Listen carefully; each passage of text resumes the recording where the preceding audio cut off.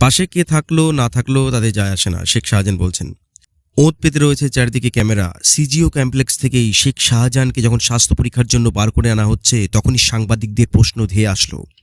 আর এক এক দিন এক এক রকমের উত্তর দিয়ে চলেছেন উত্তর 24 পরগনার সন্দেশখালীর দাপিয়ে বেড়ানো এই তৃণমূল নেতা। গত বুধবার বলেছিলেন, আমি ষড়যন্ত্রের শিকার।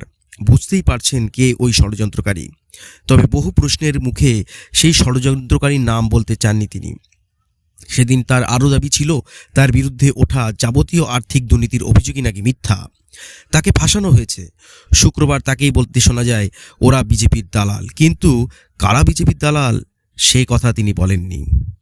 আবারও বলেছিলেন, আমাকে চক্রান্ত করে ফাঁসিয়েছে। কারা ফাঁসিয়েছে তারও উত্তর মেলেনি।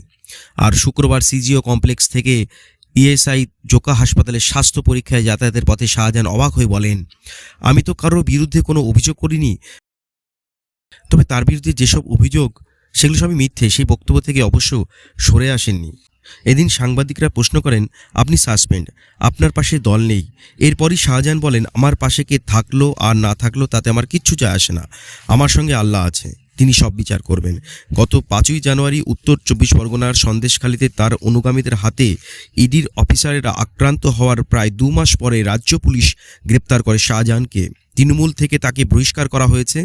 পরে আদালতের নির্দেশে শাহজাহানকে প্রথমে হেফাজতে নেয় সিবিআই। এখন তিনি ইডির হেফাজতে আছেন।